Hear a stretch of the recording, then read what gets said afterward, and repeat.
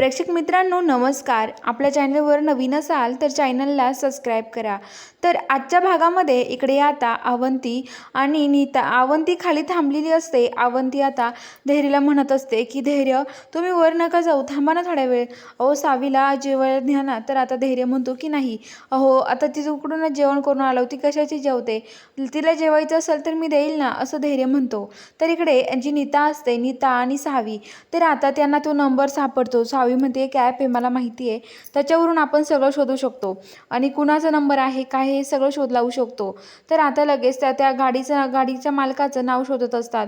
तर आता नीता म्हणते अगं सावे, हे तर खूपच नंबर आहेत, आपण कसं शोधणार आहोत यामधून, आपल्याला सापडेल ना पण. तर आता सावी म्हणते हे बघा नीता बहिणी, आपल्याला एक ना एक नाव शोधत बसावं लागणार आहे तरच आपल्याला सापडेल, नाहीतर सापडणार नाही, काय करायचं मग आपण. तर आता लगेच नीता म्हणते की आता सावी हे बघ, आता सापडू आपण, नको काळजी करू, असं म्हणतात. आणि त्या दोघी आता तिथे नाव सापडत असतात. ती म्हणते की मला माझ्या वडिलांचा गुन्हेगार आहे ना, तर दामिनी मॅडमचा खरा चेहरा या माणूसच सगळ्यांसमोर आणू शकतो. दामिनी मॅडमनी माझ्या डोळ्यासमोर माझ्या वडिलांना गाडीने उडवून दिलं, हो मला नाही बघवलं, ते काय सांगू तुम्हाला मी आता नीता बहिणी, असं म्हणते. आणि आता लगेच जी सावी आहे ती नीतासोबत बोलत असते आणि ती रडायला लागते आणि नीता बहिणीला मिठी मारते आणि म्हणते की नीता बहिणी नाही सांगू शकत तुम्हाला माझं दुःख, असं म्हणत असते.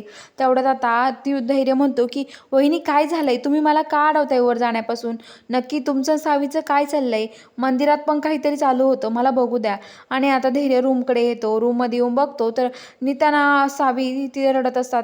तर तो सावी काय चाललंय हे सगळं.